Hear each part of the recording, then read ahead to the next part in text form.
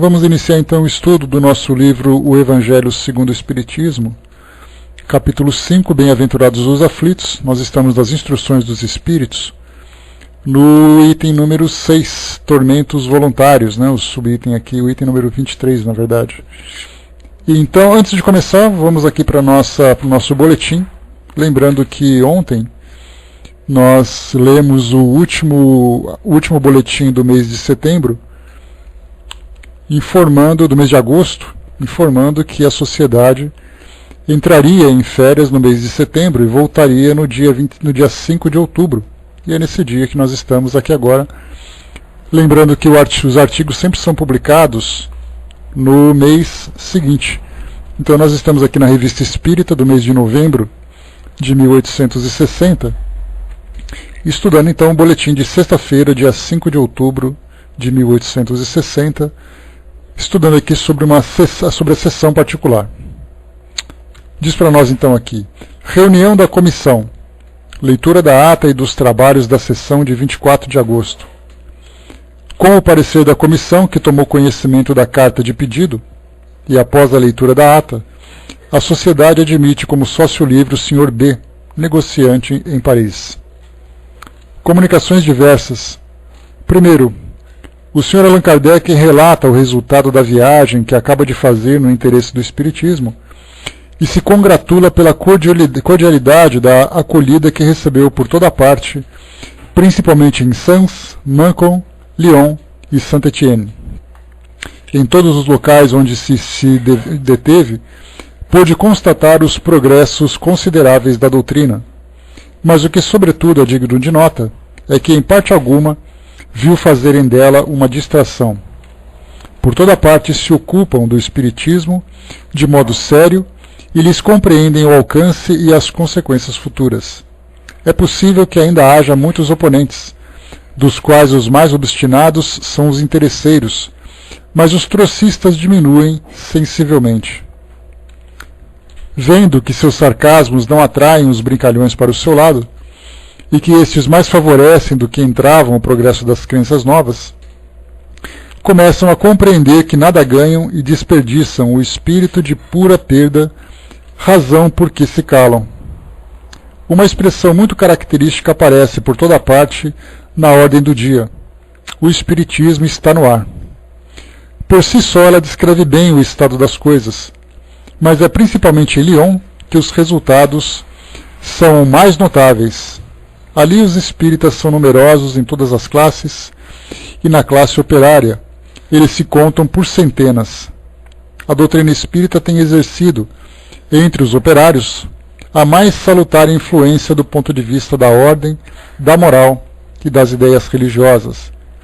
Em resumo, a propagação do Espiritismo marcha com a mais encorajadora rapidez. O Sr. Allan Kardec leu o discurso pronunciado pelo Sr. Guilherme no banquete que os espíritas lioneses lhe ofereceram, assim como a resposta que lhe deu. Reconhecida pelos testemunhos de simpatia que os confrades de Lyon lhe deram na ocasião, a sociedade lhes vota uma moção de agradecimento, cujo projeto foi submetido à comissão e por ela emendado. Essa moção será transmitida por intermédio do presidente. O Sr. Allan Kardec viu em Saint-Étienne o Sr. R. e dele ouviu a exposição do sistema que lhe foi ditado, por meio do que ele chama escrita inconsciente. Mais tarde, esse sistema será objeto de um estudo especial. Além disso, dá conta de um caso muito curioso de obsessão física de uma pessoa de Lyon, de um caso de mediunidade visual, do qual foi testemunha, e de um fenômeno de transfiguração ocorrido nos arredores de Saint-Étienne, com uma jovem que, em certos momentos, tomava a aparência completa de seu irmão, morto alguns anos antes. Aqui alguns relatos interessantes sobre essas viagens de Allan Kardec, que elas são relatadas com mais detalhes naquele livro que foi compilado pela Federação Espírita Brasileira, chamado Viagem Espírita de 1862 e outras viagens. Então nós temos aqui várias dessas turnês que Kardec fazia não só nos arredores ali de Paris, ali no interior da França, mas também em outros países da Europa, né, como Bélgica, que também faz alguns relatos sobre as suas experiências. Bem interessante esse livro para quem quiser conhecer um pouquinho mais sobre o trabalho individual que Kardec fazia, o trabalho pessoal que Kardec fazia em prol da divulgação da doutrina espírita. Segundo, relato de um notável caso de identidade espírita ocorrido num navio da Marinha Imperial, ancorado nos mares da China. O fato é relatado por um cirurgião da frota presente à sessão. Todos no navio, desde os marinheiros até o Estado-Maior, se ocupavam de evocações. Porém, não conhecendo o meio de obter comunicações escritas, se serviam da tipologia alfabética. Alguém teve a ideia de evocar um tenente, falecido há 2 anos. Entre outras particularidades, disse ele: peço insistentemente que paguem ao capitão a quantia de, e ele designa a soma que eu lhe devo, e que lamento não ter podido fazê-lo antes de morrer. Ninguém conhecia tal circunstância. O próprio capitão se havia esquecido, mas verificado suas contas, encontrou menção da dívida do tenente, cuja cifra, indicada por seu espírito, era perfeitamente exata. Nós já tivemos a oportunidade de conversar sobre esse caso. E aqui a gente vê que as comunicações da doutrina espírita era praticada naquela época com tanta espontaneidade que dentro de um navio ancorado em outro país realizavam uma sessão mediúnica. Hoje elas estão restritas, até por uma orientação de segurança, né, que os espíritos acabam transmitindo, para que sejam realizadas apenas dentro do ambiente de um centro espírita. O que, por certo lado, é muito positivo, mas por outro lado é uma perda considerável da naturalidade com que o espiritismo era tratado naquele tempo. Terceiro, o senhor de Grand-Boulogne leu uma encantadora poesia, por ele dirigida ao seu espírito familiar.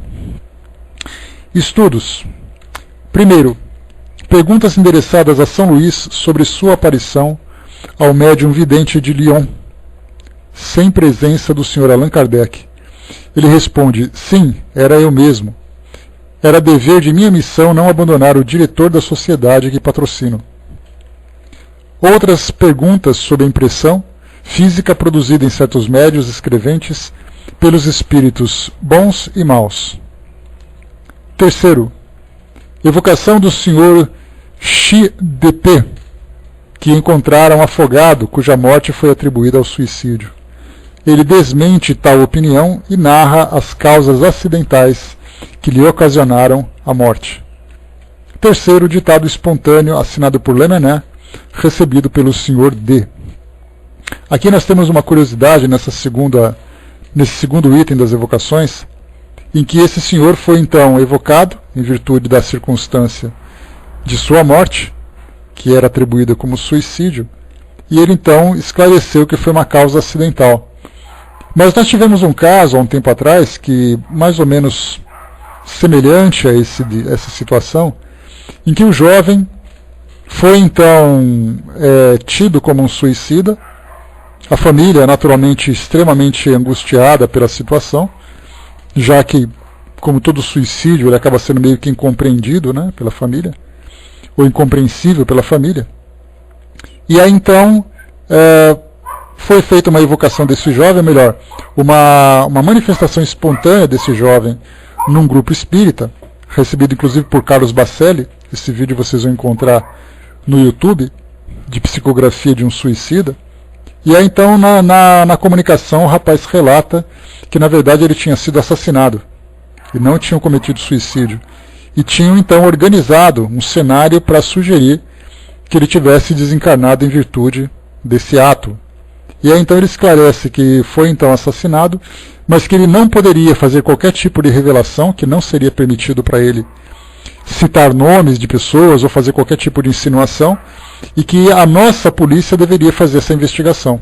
Então isso nos levou a uma conclusão, na época em que eu trouxe para vocês esse caso, de que no mundo espiritual não há possibilidade de você fazer revelações apontando pessoas, apontando situações que podem ser polêmicas. Porque do contrário, os espíritos começariam então a se manifestar não apenas fazendo revelações que seriam extremamente complexas por causa, aqui para nós, nas nossas relações sociais, como poderia também entrar no caso de calúnia, como acontece muitas vezes em espíritos inferiores, que se comunicam e fazem então acusações, fazem ameaças, fazem citações caluniosas, trazendo então grandes problemas para as nossas relações. Então existe essa barreira entre o mundo espiritual e o mundo material, em que não é permitido fazer qualquer tipo de revelação nesse sentido. Isso cabe a nós desenvolver então, né, as nossas técnicas, desenvolver os nossos sistemas, para que tenhamos então as respostas necessárias. O Brás colocou, aconteceu com um filho meu, amigo meu, mas no caso do espírito mostrou a prova, né? Assistindo para o policial de Brasília. Então os espíritos estão ali atentos também, mas sempre com certa limitação. Muito bem, vamos lá então para o nosso estudo de hoje. Nós vamos então para o nosso Evangelho segundo o Espiritismo. E no final, se der tempo, eu leio para vocês aqui um fato curioso, né, um relato curioso aqui também, sobre uma outra situação. Vamos lá então.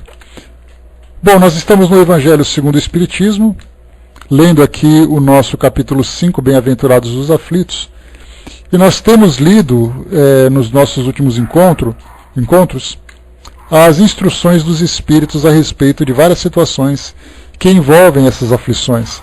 Então lemos o primeiro, o bem sofrer e o mal sofrer, o mal e o remédio, a felicidade não é deste mundo, perda de pessoas amadas e mortes prematuras, e o item número 5, um homem de bem teria morrido. Agora a gente vai para os tormentos voluntários.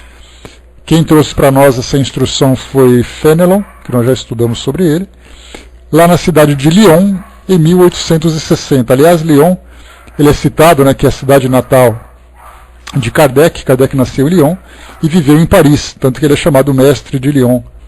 Então, em Lyon, ele faz algumas descrições interessantes sobre os trabalhos que são realizados pelos grupos espíritas que se formaram naquela cidade, exatamente naquele livro Viagem Espírita de 1862.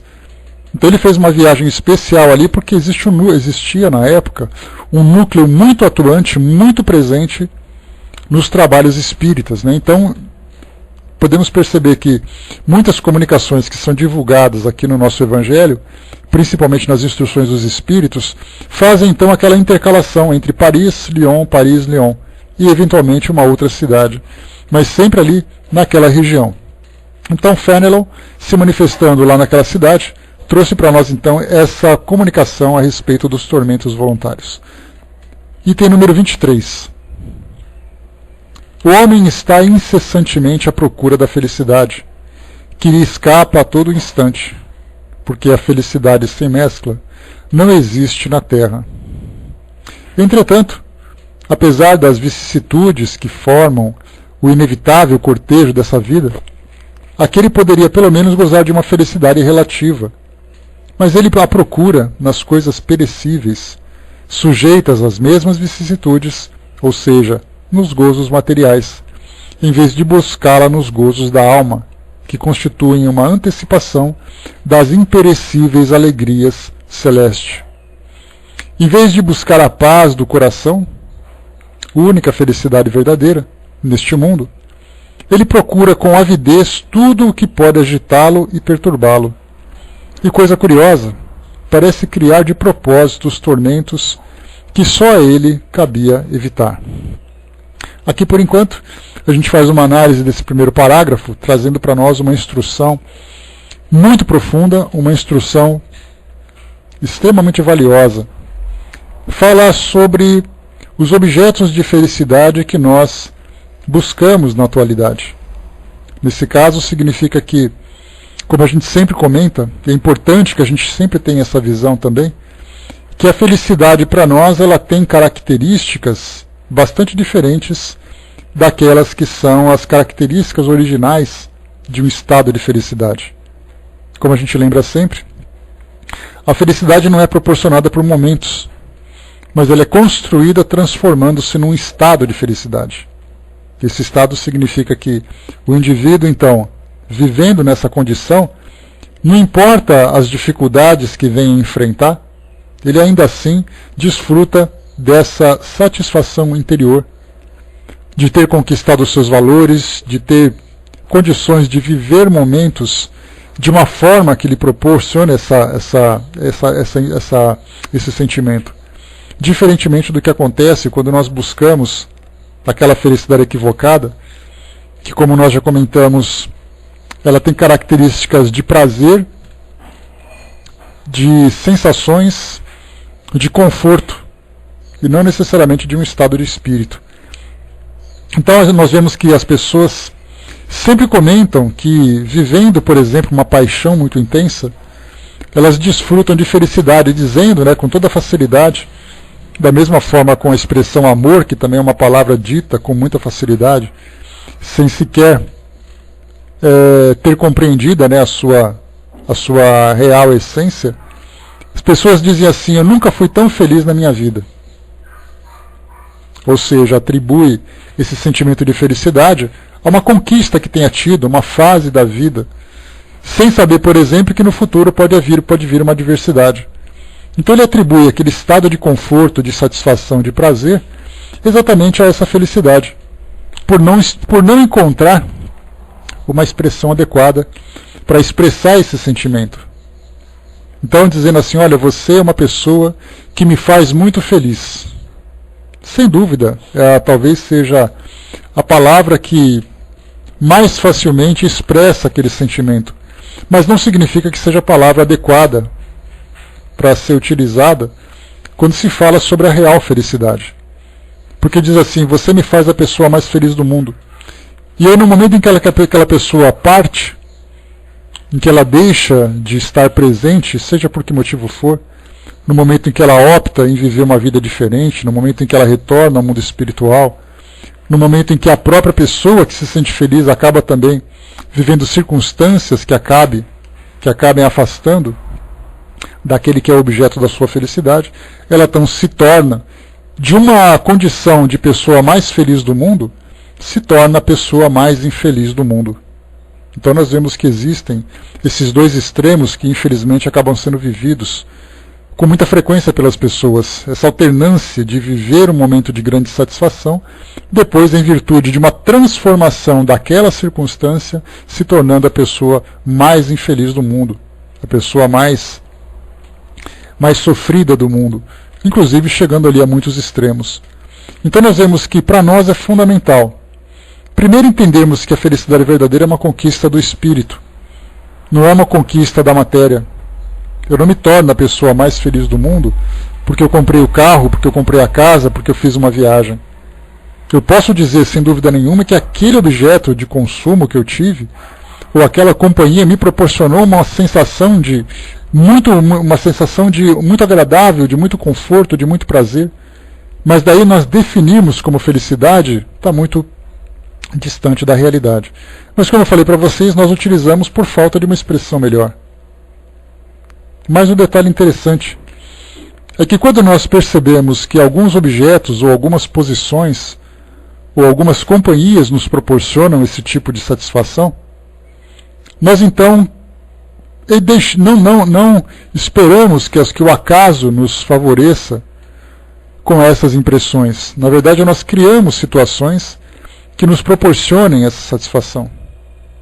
O detalhe é que muitas vezes nós não pensamos nas consequências das atitudes que nós tomamos para criar esse estado de felicidade, gerando, na verdade, muitas outras dificuldades que acabam depois se virando contra nós, contra aquele que criou aquela condição.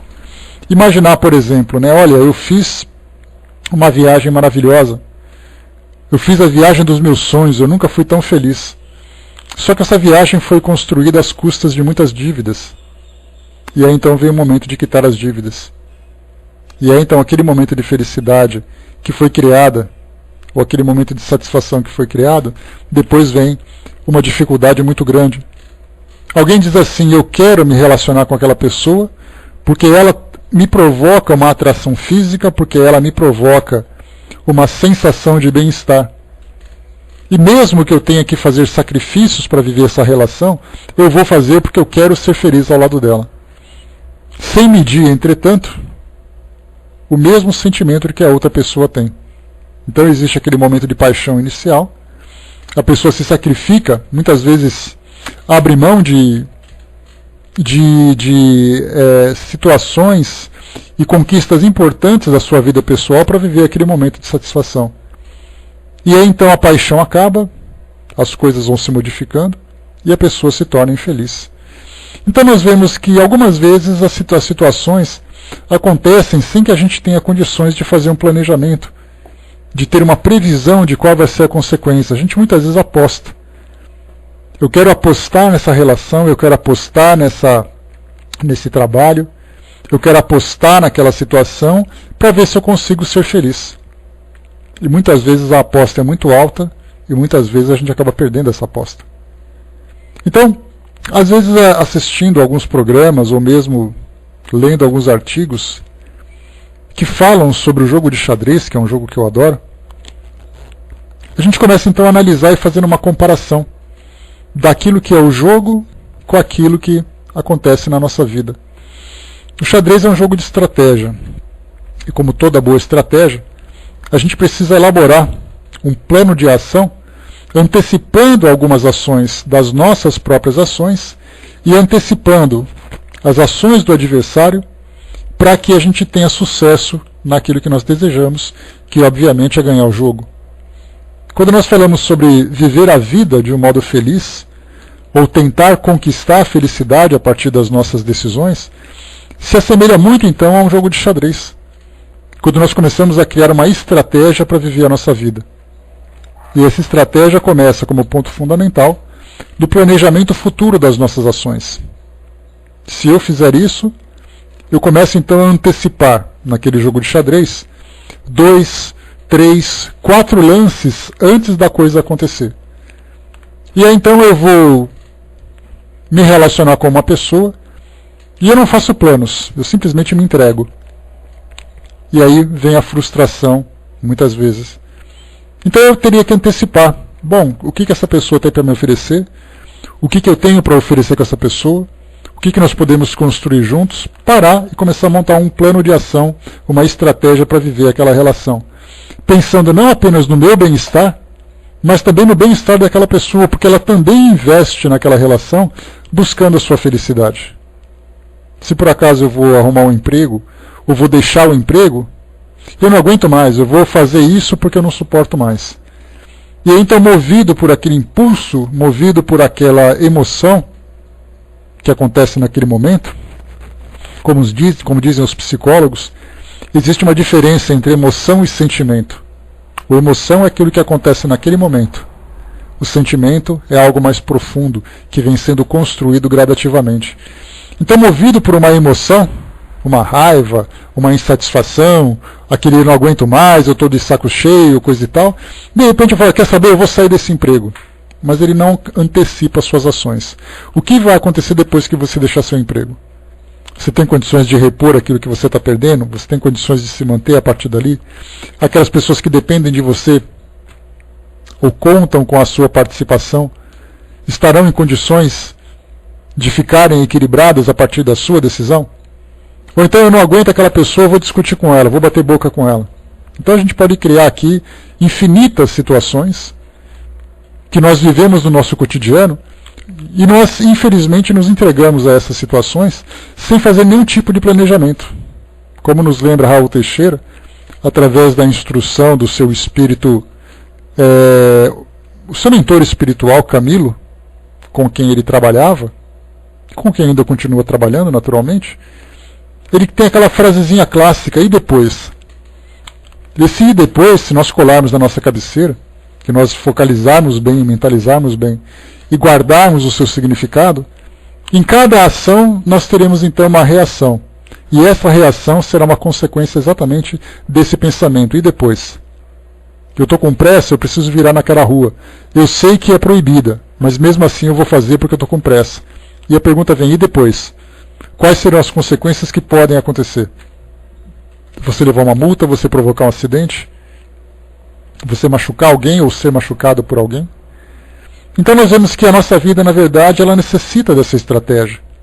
Porque antes de nós pensarmos em alcançar essa felicidade profunda, que todos nós imaginamos conhecer, mas Jesus já nos lembrou isso com bastante clareza, dizendo que a felicidade não é deste mundo, exatamente porque este mundo, para nós, é um mundo de muitas lutas. É aquela primeira etapa para que a gente se desvincule dos maiores sofrimentos que nós mesmos já provocamos. Então, antes de começarmos a construir a felicidade, nós precisamos nos livrar das infelicidades. Nós precisamos nos desvencilhar daqueles laços de dor que nós mesmos criamos no passado, seja de nós para nós mesmos, seja de nós abraçando outras pessoas no nosso círculo de vivência. Então, nós primeiro precisamos resolver os problemas, para depois começarmos, então, a criar maiores expectativas do futuro, para que a gente possa, de fato, começar a trilhar por esse caminho de felicidade. Então, em vez de olhar para frente, que é exatamente ali o nosso objetivo de avanço, de crescimento e de felicidade, nós ainda estamos numa condição de olhar para trás, para saber exatamente aquilo que nós fizemos e que precisamos resolver. Daí então a vivência no mundo de provas e expiações, onde o objetivo da nossa presença aqui é resolver problemas. E naturalmente que não precisamos de uma dedicação exclusiva para essa condição. Nós estamos resolvendo problemas, mas ao mesmo tempo nós estamos também, como eu sempre digo para vocês, vivendo uma dupla jornada. A primeira jornada é colheita, é a jornada da colheita, onde nós estamos coletando tudo aquilo que nós já semeamos num passado próximo, médio ou distante. Então vivemos agora consequências do nosso passado. Essas consequências podem ser dolorosas, podem ser angustiantes, podem ser até tranquilas, prazerosas, mas a segunda jornada também é uma jornada de semeadura, ou seja, de plantio, em que nós estamos aqui então planejando já o nosso futuro. E muitos desses plantios, nós temos aqueles frutos que acabam dando resultado num curto prazo, são aquelas frutas que dão ali seus frutos rapidamente, já amadurecem e nós já podemos consumir, aqueles a médio prazo e aqueles a longo prazo. Então eu posso plantar, por exemplo, ali um pé de maracujá que rapidamente eu vou colher os seus frutos. Um tomateiro também é a mesma coisa. Agora, se eu quiser um abacateiro, já é diferente. Eu vou ter que esperar a árvore crescer e muito antes de dar o seu primeiro fruto. Então é a mesma coisa. Então essa dupla jornada é exatamente a realidade do nosso presente. Então vivemos no mundo de provas e expiações, traz para nós essas características. Um mundo de muita luta, mas também um mundo de construção. Só que em virtude dessa impulsividade que nós ainda temos, essa nossa possibilidade de plantio acaba sendo negligenciada. E em vez de nós escolhermos adequadamente quais serão as sementes, as mudas que serão plantadas, nós continuamos jogando no chão qualquer coisa. E em vez de fazermos um futuro melhor, nós simplesmente prorrogamos aquilo que o passado já está nos proporcionando. Então eu estou semeando coisa agora que eu sei que a curto, médio e longo prazo eu vou ter que colher de novo. Então, quando nós falamos sobre os tormentos voluntários, que é exatamente o tema do nosso estudo de hoje, esses tormentos voluntários significa, tormento é aquilo que nos provoca aquela dor moral. Voluntário é porque nós mesmos escolhemos. Então, na verdade, essa nossa negligência, essa nossa cegueira com relação a essa realidade de que nós somos os arquitetos do nosso próprio futuro, da nossa própria felicidade, acaba sendo jogada fora. Isso porque nós queremos, por falta desse conhecimento sobre a dinâmica da vida, que eu sou um espírito imortal, que gradualmente eu vou construindo meu futuro, que eu vou me depurando, que eu vou me tornando cada vez mais feliz e tudo mais. Como eu ignoro isso, porque eu não tenho ainda uma compreensão dessa realidade espiritual, ou porque essa realidade espiritual me é passada de um modo muito fantasioso, eu acabo não levando muito a sério. Então eu quero saber que, em vez de ficar vivendo uma fantasia, que eu nem sei se vai se realizar ou não, nem sei se é verdade ou não, eu vou lidar com aquilo que é concreto, com aquilo que é real, que é meu dia a dia. Então eu tenho que aproveitar todos os momentos que a vida pode me oferecer, ou aquilo que eu chamo de melhores momentos, para que eu possa viver essa satisfação agora, Porque depois o tempo passa. Principalmente se eu desfruto ainda de uma certa juventude. E eu não falo necessariamente de uma juventude biológica. Eu falo de uma juventude emocional, de uma juventude sentimental. Então eu quero viver os melhores momentos enquanto eu tenho tempo. E esses melhores momentos acabam sendo momentos muito efêmeros. E infelizmente acabam me criando dívidas, débitos, que depois eu vou ter que quitar. Então aquela expressão que a gente sempre ouve, que a vida é muito curta, eu tenho que aproveitar cada bom momento da vida, ela acaba sendo muito interessante, mas ao mesmo tempo muito perigosa, exatamente pelas ilusões que ela acaba provocando. Nós que somos espíritas, temos a oportunidade de estudar um pouco mais dessa realidade, que ainda trazem para nós muitas dúvidas, não tenhamos nenhuma dúvida disso. Será mesmo que é desse jeito? Será mesmo que as coisas vão se desdobrar dessa forma? Será mesmo que o que eu vivo hoje aconteceu no passado? Então tem muitos serás que a gente acaba colocando na nossa equação. Mas um ponto que é fundamental para nós já temos a convicção de que nós somos espíritos imortais. Eu posso não saber quando, posso não saber onde, nem como, nem porquê, mas eu sei disso. Eu sei que no momento em que eu desencarnar, eu vou continuar vivo e sei que a minha vida hoje depende daquilo que eu vivi no passado. Então nós já temos essa convicção, isso é um ponto fundamental. Nós já começamos a compreender também a respeito da dor que a gente vive. Tanto é assim que a gente acaba até se penitenciando de alguma forma, né? Se eu vivo isso é porque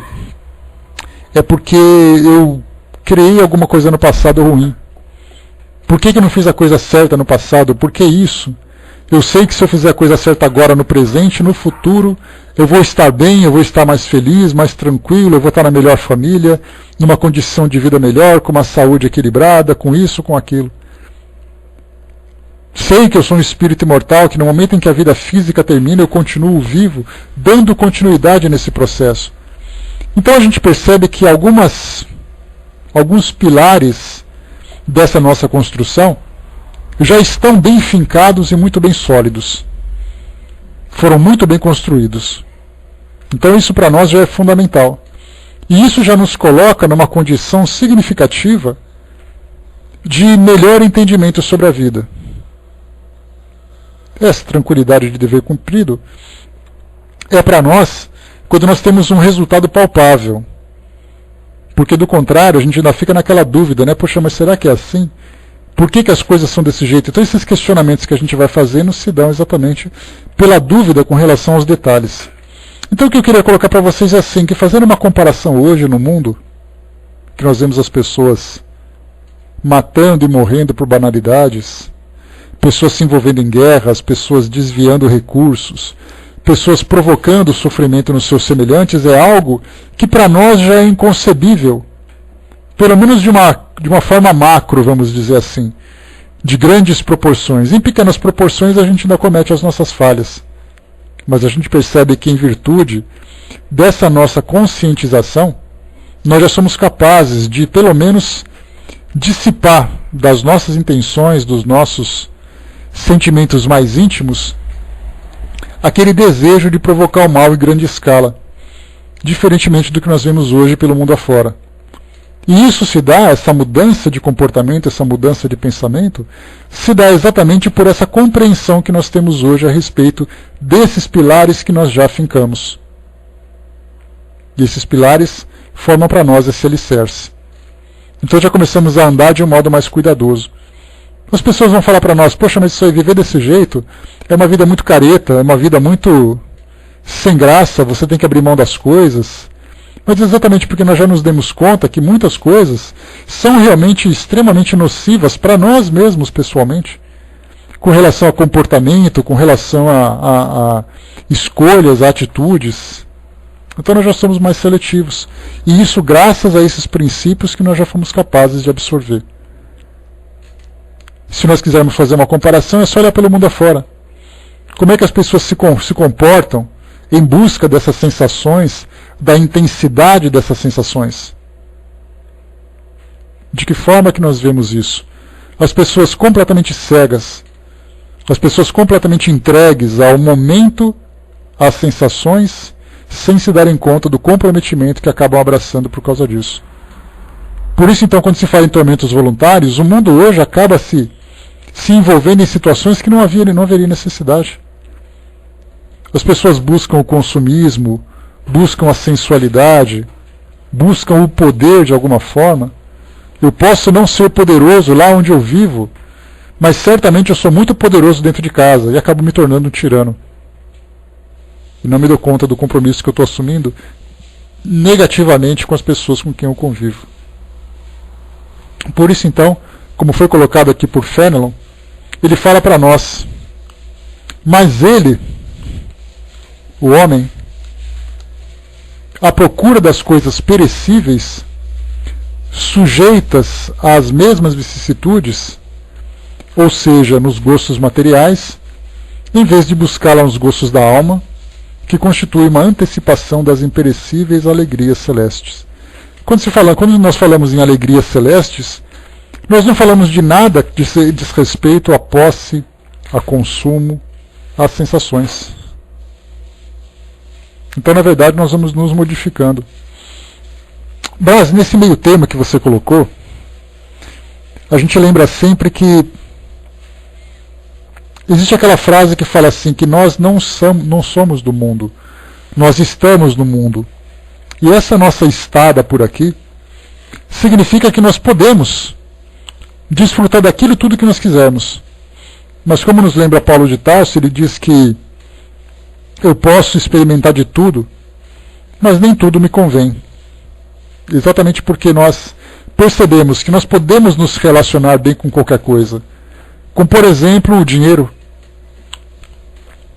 Eu assisti a reportagem de uma entrevista de um ex-jogador de futebol, o Amaral, vocês devem se lembrar, que foi um ídolo, né, aqui no futebol brasileiro, final da década de 80, começo da década de 90, ou 90, 2000, né?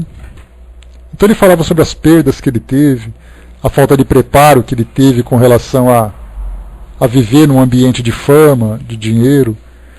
E agora ele vive ali no seu dia a dia, tentando ganhar o pão de cada dia, sem ter a fortuna que muitos almejam, muitos desejam. E aí então ele começava a lembrar, ele falava assim, olha, eu tenho os mesmos amigos, eu tenho a mesma consideração das pessoas, e não existe dinheiro algum em banco que te proporcione isso. E ele teve que viver isso com dor. Então, quando nós falamos sobre essa relação com a riqueza, essa relação com o poder, se você tem o poder e você pode exercê-lo de um modo equilibrado, você vai dirigir as pessoas para o crescimento coletivo. Se você não tem condições de lidar com o poder, você vai utilizar esse poder para fazer com que as pessoas sejam a base onde você pisa, para a sua autopromoção. Ou seja, você usa a sua força moral, porque o poder é uma força moral. Você pode exercer o poder fisicamente, através da violência, da agressão, mas você pode também ter a força moral, ou mesmo a força imoral, em que você se impõe de alguma forma também através dessa violência, que não necessariamente é violência física. Você grita com mais intensidade, você ofende com mais intensidade, você humilha com mais intensidade, você magoa com mais intensidade. Isso faz com que as pessoas vão se recolhendo, deixando que você exerça então o seu suposto poder. Mas eu também posso ter o poder de influência, como nós tivemos várias referências aqui no mundo hoje. Podemos ter, por exemplo, dentro da doutrina espírita, um poder de influência maior do que Chico Xavier exerceu sobre todos nós. É aquele poder do conhecimento, o poder do amor, o poder da generosidade, o poder de um sorriso. Enquanto que nós temos outros que usam o poder para machucar. Só que cada um, então, dentro da sua esfera de ação. Alguns exercem o poder sobre uma coletividade, uma nação, uma civilização.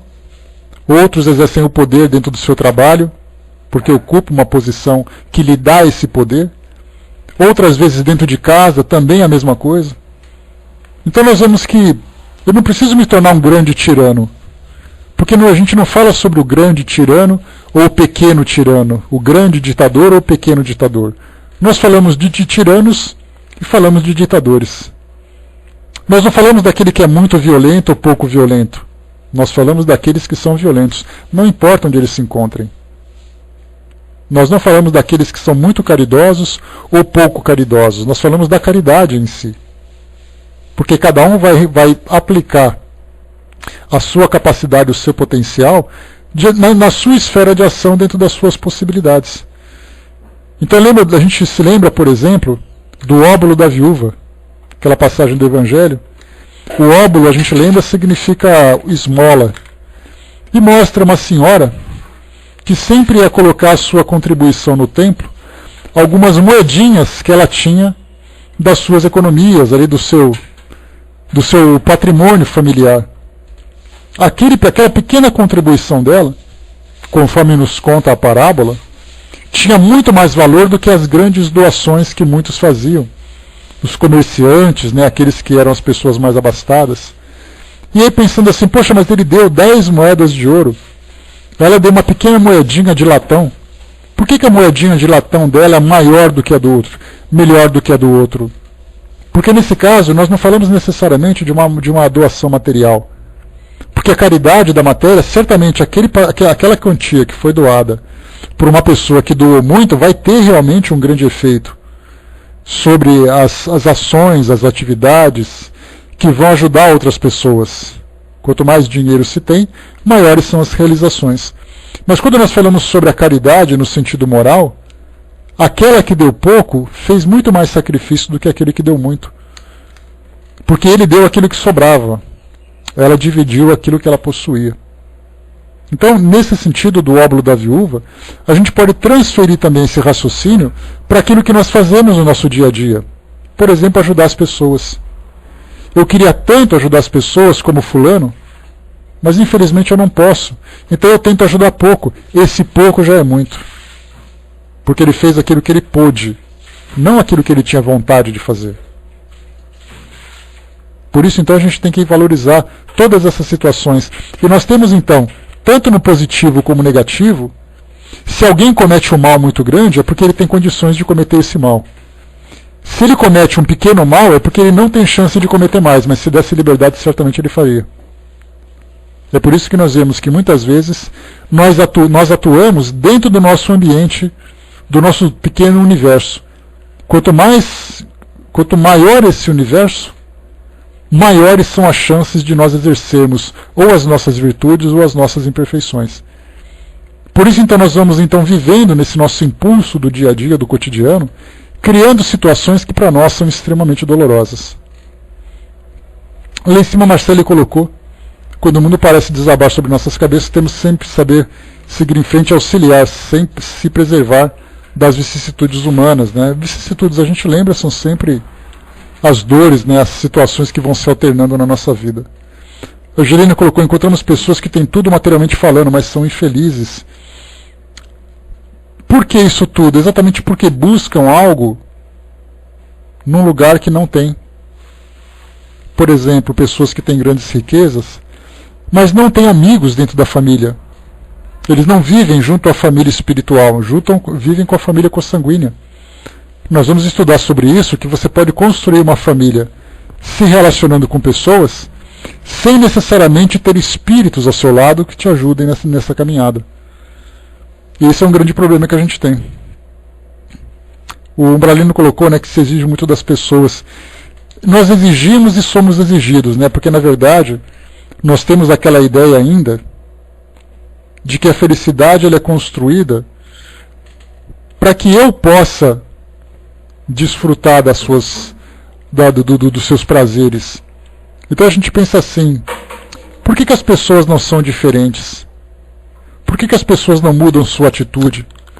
Um exemplo prático. Por que no dia a dia, no trânsito, as pessoas não são mais educadas, mais equilibradas? Seria tão bom se eu pudesse viver num mundo assim? Sem dúvida nenhuma seria muito bom. Mas aí quando eu pego meu carro, eu não respeito a faixa de pedestres, eu tenho pressa quando alguém demora no semáforo, eu acelero um pouco mais numa via onde não poderia fazer. Então, na verdade, muitas vezes nós esperamos que as pessoas façam aquilo que nós deveríamos fazer. E as pessoas também esperam que nós façamos alguma coisa que elas não fazem. Nós vemos isso em ambiente onde nós temos que dividir espaços. Num cinema, por exemplo, muitas vezes eu reclamo da pessoa que está na minha frente, me atrapalhando com a cabeça, com barulho, e eu não me dou conta que eu estou na frente de alguém também que posso estar incomodando. A única diferença é que, lá atrás, aquela pessoa não reclamou, mas eu estou reclamando. Então, na verdade, nós vivemos ainda nesse mundo de exigências, sempre esperando que os outros criem para nós uma situação de bem-estar. Mas nós não nos damos conta do sacrifício que nós devemos fazer também para criar um bem-estar para as pessoas. E é aí que nós começamos a autotransformação. Nós queremos ser felizes, mas vivendo do jeito que a gente vive. Nós queremos ser felizes do jeito que as coisas estão. Eu só queria ter um espaço maior para poder abrir um pouco mais as minhas asas. Mas eu não me perguntei ainda se minha asa incomoda, se minha asa provoca algum tipo de machucado. O Spock colocou para nós lá em cima, né, que a verdadeira caridade tem que pesar no orçamento, assim como uma conta de luz, aluguel, gás e fone. Essa disciplina orçamentária, o Spock, para bem administrarmos os nossos recursos, também é uma disciplina moral que nós temos que ter. E essa disciplina moral, igualmente à disciplina orçamentária, ela é descrita nos espíritos como autoconhecimento, como reforma íntima, como autovigilância. E aí, então, quanto mais disciplinados nós somos para pensarmos nas contas que nós temos que pagar, nos recursos de que nós dispomos, nas causas e nos efeitos, se nós tivermos essa vigilância constante, certamente o nosso mundo íntimo vai ser muito bem equilibrado, muito mais equilibrado. E aí, então, nós vamos nos disciplinando e nós caímos mais ou menos naquilo que eu conversei com vocês. Não me recordo se foi essa semana ou na semana passada, sobre essas crises que nós vivemos hoje. Então, só para a gente repetir, né, para aqueles que não estavam aqui na sala, eu comentava que lá para 1994, ou 2004, 2005, nós tivemos aquela crise no Brasil de fornecimento de energia, em que nós fomos obrigados a um severo racionamento. Tivemos que pagar multas para quem ultrapassasse determinado número de consumo. Tivemos que trocar lâmpadas, trocar equipamentos, mudar hábitos, né, de ver televisão menos, de sair do ambiente e apagar sempre a luz, não deixar nada que gastasse energia para economizar ao máximo. Depois de um certo tempo, as chuvas voltaram a cair, os reservatórios começaram a encher, a energia, né, o fornecimento de energia voltou ao seu parâmetro normal, mas os nossos hábitos continuaram disciplinados, porque nós absorvemos aquela lição. Ninguém destrocou as lâmpadas ou voltou a utilizar equipamento de alto consumo depois que aquilo acabou. Nós guardamos aquela lição. Mas nós não percebemos isso. Nós mudamos o nosso comportamento em virtude de uma necessidade e depois mantivemos uma conduta, pelo menos grande parte dela, mesmo depois da necessidade ter sido superada. Hoje aqui em São Paulo é a mesma coisa. Na região sudeste, de modo geral, no nordeste também, vivemos uma crise de fornecimento de água muito severa. Então temos tido campanhas, orientações sobre o bom uso da água, de um modo racional, sem desperdício, fazendo manutenções mais frequentes, usando menos, um banho mais rápido, deixando de lavar isso, fazer aquilo e coisa e tal. Depois de um certo tempo, e essa é a nossa grande esperança, esse quadro vai se modificar e o fornecimento vai voltar ao normal. Os nossos reservatórios continuarão ali atentos, continuarão ali prontos, né, para o fornecimento adequado de água. E o detalhe é que muitos desses hábitos que nós adquirimos por causa dessa escassez de água continuarão. Os nossos banhos continuarão sendo rápidos, lavaremos com mais cuidado, pelo menos assim são aqueles que absorveram, aqueles que aprenderam a lição. E é aí que está a grande sabedoria da vida. Porque isso acontece não apenas na nossa conduta perante a sociedade, perante o meio ambiente e questões do nosso dia a dia, mas também dentro do campo moral. Que eu tomo uma atitude, essa atitude me traz uma consequência que muitas vezes é dolorosa. seja no campo afetivo, no campo da saúde, em qualquer lugar. Quando aquela crise passa, se eu tiver sabedoria, eu já vou saber que se eu tiver uma atitude como aquela, novamente, eu vou sofrer de novo. Então eu já sei que eu não posso agir daquela forma. E aí então eu começo a ficar mais prudente. É aí então que é o que a gente chama de experiência. A experiência de vida me fez viver isso. E aí quando o tempo vai passando, a gente vai ficando um pouco mais maduro, nós dizemos para as nossas crianças, para os nossos jovens, olha, não faz isso que isso vai dar errado. Ah, mas eu estou com vontade de fazer, não faz isso. E aí a gente começa a recordar das nossas próprias experiências, percebendo que nós também éramos assim, que nós também agimos daquela forma e que nós sofremos por causa daquela situação. Então, na verdade, qualquer tipo de disciplina, disciplina financeira, disciplina material, disciplina moral, sempre traz para nós consequências positivas. O detalhe é a gente sempre ter sabedoria para poder vivenciar isso. Coisa que, infelizmente, nós encontramos muito pouco no mundo. Porque as pessoas pensam no momento. No nosso caso, nós expandimos um pouco mais essa nossa visão. Nós extrapolamos os limites da nossa vida material e começamos a fazer um planejamento a longo prazo. Porque eu sei que essa experiência que eu adquiri, essa sabedoria que me foi desenvolvida, vai ser algo que vai se expandir para sempre. E o que eu tenho que procurar fazer com que ela cresça cada vez mais. O Spock colocou: somos tentados a gastar mais do que deveríamos em formas vistosas, de generosidade, né, gorjetas, hospitalidade, e menos com aqueles que realmente necessitam do nosso auxílio. Lembrando sempre que hospitalidade, gorjeta e tudo mais é algo que vai nos proporcionar um tipo de retorno. Então, na verdade, nós ainda fazemos barganha. Por que nós damos gorjeta? Ou porque nós somos bem atendidos, ou porque nós queremos ser atendidos. Então, na verdade, nós estamos sempre tentando comprar um ao outro. E sendo que a caridade é a doação. E a caridade, muitas vezes, ela é dolorosa. Porque nós fazemos alguma coisa para o outro e não recebemos o retorno. Então, de alguma forma, nós queremos um benefício. Vamos continuar um pouquinho aqui, pessoal, para a gente pegar outro parágrafo. Diz aqui Fenelon para nós: haverá maiores tormentos que os causados pela inveja e o ciúme? Para o invejoso e o ciumento não existe repouso. Sofrem ambos de uma febre incessante. As posses alheias lhes causam insônias. O sucesso dos rivais lhes provocam vertigens. Seu único interesse é o de eclipsar os outros. Ou seja, né, de colocar o outro na sombra para que a gente possa aparecer. Toda a sua alegria consiste em provocar, nos insensatos como eles, a cólera do ciúme. Pobres insensatos.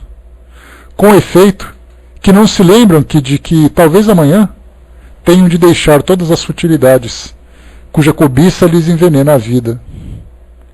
Não é a eles que se aplicam essas palavras: bem-aventurados os aflitos, porque estes serão consolados, pois os seus cuidados não têm compensação no céu.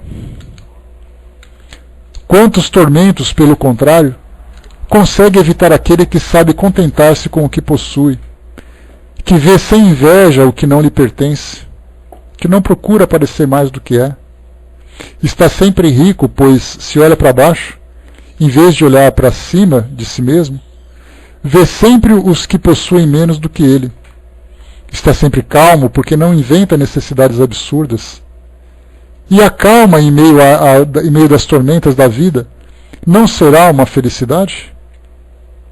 Então Fenelon nos fala sobre essa tranquilidade que nós vivemos. Eu tenho necessidades que são supridas. Eu tenho amizades que me sustentam. Eu tenho uma família bem estruturada. Eu tenho um trabalho que para mim não apenas me provém materialmente, mas que me proporciona também a satisfação por aquilo que eu faço. O meu estilo de vida, claro que poderia ser recheado de conforto, recheado de sensações, não é desse jeito. Mas o pouco que eu tenho para mim, eu já consigo me contentar.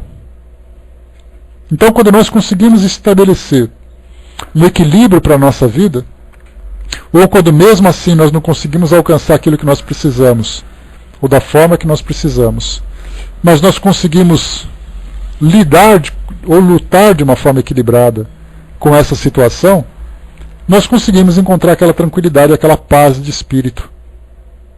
Essa paz de espírito, quando você pergunta para as pessoas, escuta, mas você não sente falta de colocar a cabeça no travesseiro à noite, dormir tranquilo, de ter aquela paz de espírito, de não ter uma dívida moral com ninguém?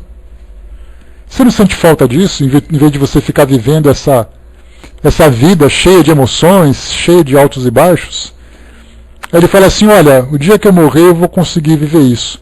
Por enquanto eu quero aproveitar tudo que a vida pode oferecer.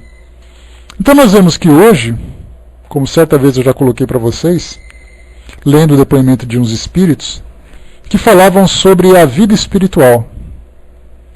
O que os espíritos fazem? Como é que são as relações entre eles? O que eles esperam exatamente no dia a dia deles? E eles falaram assim, para muitas pessoas, a nossa vida não passa de um tédio. Porque não tem balada, não tem agitação, não tem fortes emoções. A vida do mundo espiritual é assim, você simplesmente busca o seu crescimento e trabalha pelo crescimento dos outros. Só isso? Sim, só isso. Mas que mundo chato esse. Exatamente. Mas esses espíritos que trabalham pelo seu próprio crescimento e trabalham pelo crescimento dos outros, são aqueles que vivem em plena harmonia consigo mesmos. Suas consciências estão tranquilas, não necessitam de fortes emoções porque já conseguiram encontrar o equilíbrio. A gente vê muito isso hoje em algumas imagens que representam para nós essa situação. De você pegar aquela pessoa cheia de dinheiro, de você pegar aquela pessoa se relacionando intensivamente com outras pessoas, viajando, fazendo e acontecendo, e do contrário a gente vê aquele monge budista sentado, olhando para a natureza e respirando. E a gente pergunta assim, quem tem a vida mais intensa? Sem dúvida aquele que desfruta dos prazeres. Quem tem a consciência mais tranquila? Aí a gente olha para o monge. Então a gente vê que esse estado meditativo que nós encontramos, principalmente nas filosofias orientais, é exatamente aquela harmonia, aquela desaceleração que as pessoas tanto buscam. Tanto que diz assim, olha, você gostaria de ir para um spa? Lembrando que o spa não é necessariamente um lugar para você emagrecer. Muitas vezes o spa é um ambiente onde tem ali um horário controlado, um ambiente com uma decoração agradável, com pessoas que têm um ritmo desacelerado. E tem muita gente que vai para um ambiente como esse, para uma colônia de férias, para um spa, para buscar exatamente essa tranquilidade que ele não encontra no dia a dia. Quando as pessoas falam assim, nossa, eu estou no paraíso. Que paraíso é esse que as pessoas gostam?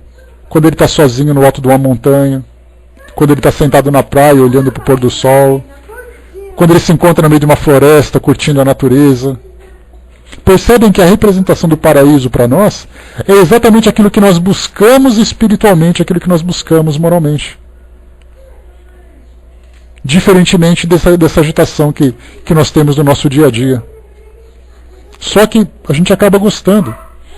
A gente lembra sempre que quando a gente passa por uma doença durante muito tempo, a gente tem uma facilidade, nesse caso é algo negativo, né? Porque quando eu falo sobre a adaptabilidade do ser humano, ele se adapta muito rápido às novas situações. Se é uma situação dolorosa, ele se adapta a ela e o sofrimento vai diminuindo. Se é uma situação feliz, ele também se adapta a ela e deseja perpetuá-la. Mas quando pega uma doença, nós nos adaptamos também à doença. E ela acaba ficando tão presente na nossa vida que a gente acaba se esquecendo que ela existe. A gente acaba convivendo com ela naturalmente. Então essa adaptabilidade que nós temos faz com que muitas vezes nós vivamos num ambiente atormentado, cheio de agitação, e quando nós nos adaptamos a ela, nós também ficamos agitados, né, cheio de turbulências dentro de nós mesmos, e nós nem nos damos conta disso. E existe aquele choque que nós podemos observar, por exemplo, em pessoas que moram em cidades pequenas que depois mudam para cidades grandes. Aí você fala assim, nossa, que saudade do meu interior. Eu era feliz e não sabia. Percebem essa expressão? Que a gente só usa essa expressão quando nós deixamos para trás aquilo que nós deveríamos valorizar? Moralmente também é dessa forma. Moralmente também é assim. Mas você sabe, André, aqui depende muito do que as pessoas buscam. Muita gente que vai morar numa cidade pequena, numa cidade tranquila, é um verdadeiro tormento, porque na verdade o espírito dele ficou tão acostumado, tão adaptado a determinados tipos de estilo de vida, que essa tranquilidade não é ideal. Que é como eu comentei com vocês, muitos espíritos desencarnam, chegam no mundo espiritual livres de todas aquelas situações que o mundo físico podia oferecer, mas ele não quer ficar lá. É exatamente aquilo que eu comentei com vocês. Ele se adapta àquilo, ele começa a gostar daquilo. Ele fica viciado naquele estilo de vida. Os espíritos falam, eu preciso ficar lá com os encarnados. E ele acaba então acompanhando a agitação da cidade, das baladas, das intrigas e tudo mais, porque ele gosta daquilo. E há a necessidade então de uma desintoxicação, para que ele possa começar a analisar a sua nova condição com mais clareza. Então, falando, pessoal, para a gente concluir o nosso raciocínio, quando nós falamos sobre tormentos voluntários, nós precisamos analisar friamente, primeiro, voltando àquele raciocínio inicial, qual é a melhor estratégia de vida que nós temos que adotar? Essa estratégia eu tenho que começar a analisar a minha realidade, começar a determinar qual é o objetivo que eu quero alcançar e o principal, qual estratégia que eu vou adotar para poder alcançar esse objetivo. Percebendo que essa imortalidade que nós estudamos não é uma ideia bonita, uma ideia romântica. É algo verdadeiro que essa imortalidade pode nos proporcionar. Uma felicidade imortal, como pode nos proporcionar um tormento que vai se tornar imortal, como disse o poeta, que seja eterno enquanto dure. Então o tormento ele vai se tornar eterno enquanto ele durar. E essa duração vai depender do quê? De nós. Então hoje, fazendo uma análise do tipo de vida que nós temos, nós começamos então a determinar o que eu preciso mudar, o que eu preciso manter e o que eu preciso fortalecer. A partir daí, eu vou começar de fato a desfrutar dessa felicidade espiritual aqui mesmo enquanto eu me encontro encarnado. Porque a gente lembra que felicidade espiritual não é necessariamente a felicidade espiritual vivida pelo espírito desencarnado. A felicidade espiritual é uma felicidade que o espírito vive onde quer que ele esteja. E essa felicidade ela chama para nós inicialmente o desapego, o equilíbrio, a paz de espírito, a consciência tranquila, os bons momentos de relacionamentos saudáveis que ele possui, a atividade produtiva que ele pode realizar em benefício dele próprio e em benefício dos outros. Tudo aquilo que ele quer abraçar e viver para si próprio, ele vai ser infeliz. Porque ele nunca vai ter tudo aquilo que ele quer. E mesmo que ele tenha, ele vai querer ter o que o outro tem. Naqueles grupos, por exemplo, de alta classe, que possuem um grande patrimônio, que se destacam em revistas, na televisão, entre artistas, empresários, políticos, atletas, seja lá que ambiente for, que tipo de profissão for, a gente vê que eles possuem um grande recurso que é cobiçado, que é invejado pela esmagadora maioria da população. E mesmo assim ele compete com o semelhante para dizer quem tem mais, quem tem menos. Quer dizer, não basta ter tudo aquilo. Ele precisa ter mais do que os outros. Como ele não consegue ter os outros, ele sempre procura encontrar alguma situação que acaba gerando uma dor, uma confusão, para que ele alcance aquilo que ele deseja. Então a ambição que nós temos que cultivar é a ambição dessa transformação íntima. Não é a ambição material. Porque mesmo aquele que constrói, ele passa uma vida inteira construindo um patrimônio. Olha só um dos grandes dramas que muitos espíritos vivem. Ele passa uma vida inteira construindo um patrimônio.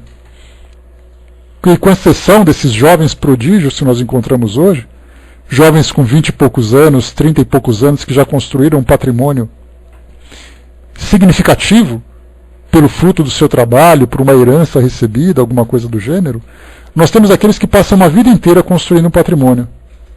Quando ele chega no auge da sua construção, vem uma doença, vem uma situação que o leva ao desencarne.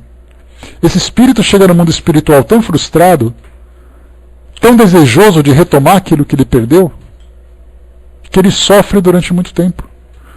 Porque ele viveu em função daquela construção. Muitas vezes pode ser esse plano B. Mas algumas vezes ele tem assim, um único objetivo. Você vai ter que viver a sua vida para se desapegar disso, apesar das influências que você recebe, do ambiente onde você vive.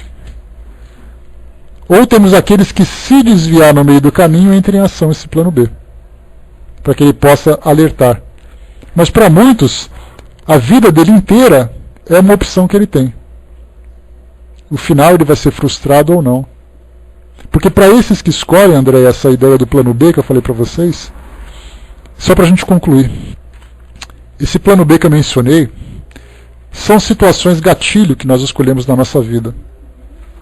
Então nós fazemos o nosso planejamento e pedimos que, caso nós nos desviemos daquele trajeto original, alguma coisa venha nos limitar e fazer com que a gente retome naquela trajetória que nós planejamos. E isso sempre dentro do campo moral. Mas para fazer essa escolha, nós precisamos ter um grau de conscientização. Quando um espírito não faz ideia o que ele tem que fazer, a vida dele fica assim, olha, você vai viver essa vida, o que você construir vai ser exatamente aquilo que você vai colher.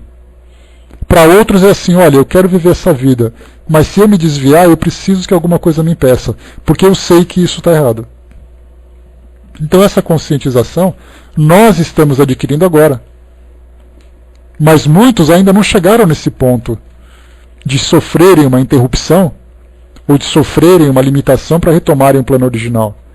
Para muitos tem que viver até o final para sofrer de uma forma muito profunda para poder se conscientizar. Aqueles que já se conscientizaram não precisam sofrer tudo de novo, porque já sabem que o caminho está errado. Para fecharmos, a Angelina colocou, moramos em uma casa na cidade. No início, muito calor, resolvemos plantar sementes em caqueiras e no chão, e virou um pequeno sítio e adoramos o clima que ficou. É uma questão de adaptação. Muitas vezes a gente tem a consciência muito fria, aliás, muito quente, uma consciência agitada, e nós começamos então a plantar sementes do trabalho, da caridade, da generosidade, e aí então nossa consciência começa a ficar mais fresquinha e começa então a viver na sombra. Então essa é uma estratégia de vida que nós temos. A mesma estratégia que nós adotamos no nosso dia a dia, nós devemos adotar também dentro de nós. De que forma que nós temos que apaziguar o nosso espírito, de que forma que nós temos que apaziguar a nossa consciência. Basta que a gente simplesmente transforme o ambiente de uma forma muito mais saudável. Então, pessoal, fechando por aqui o nosso estudo de hoje. Eu confesso para vocês que eu deixei aqui o segundo texto já à mão, o próximo capítulo, que trata da verdadeira desgraça, porque eu achei que esse pequeno texto, são só 3 parágrafos, não seriam suficientes para a gente completar aqui o nosso dia. Eu achei que ia ser muito pouco, né? Mas a gente viu que basta a gente soltar a nossa imaginação e soltar a criatividade, que certamente a gente encontra assuntos, encontra formas interessantes de abordar esse tema, né? Então eu estava preparado para caso ele não durasse mais de meia hora e tivesse outro assunto para tratar. Mas a gente poderia durante muito tempo falar sobre isso.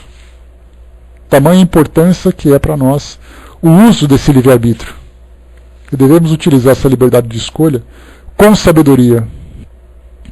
Como diz, para a gente fechar, como diz Dr. Bezerra de Menezes, a experiência é adquirida através das tentativas de erros e acertos. Só que essa experiência só é adquirida se o espírito tiver sabedoria. Porque se ele não tiver, mesmo errando, ele vai continuar errando, até chegar um momento em que ele não suporta mais a dor. Nós não precisamos chegar nesse extremo, não. Basta que a gente faça a nossa escolha agora. Então, mudar os nossos hábitos, acabar com os nossos vícios, controlar as nossas tendências, mudar a nossa conduta no nosso dia a dia, nos nossos relacionamentos. Tudo isso são medidas importantes para que a gente possa começar a selecionar aquilo que para nós é benéfico, aquilo que não é. Muitas vezes nós vemos pessoas que têm hábitos durante anos e vai curtindo esse hábito porque para ele é prazeroso. Só que chega uma hora que esse hábito se torna uma doença. E aí então ele fala assim, eu devia ter feito isso antes. Devia, mas não fez. Se eu pudesse voltar no tempo, se pudesse, mas não pode. Então hoje, o presente é o melhor momento que nós temos para fazer essas melhores escolhas. São escolhas difíceis, são escolhas dolorosas, são escolhas que exigem de nós muitos sacrifícios, sacrifícios assim hercúleos para nós, mas que certamente nós sabemos que são as escolhas certas. E que o sacrifício pode ser agora, depois que nós incorporarmos o hábito, como aconteceu na época dos racionamentos de energia e de água, nós começaremos a viver uma vida controlada por uma questão natural. Já não será mais um sacrifício, será simplesmente uma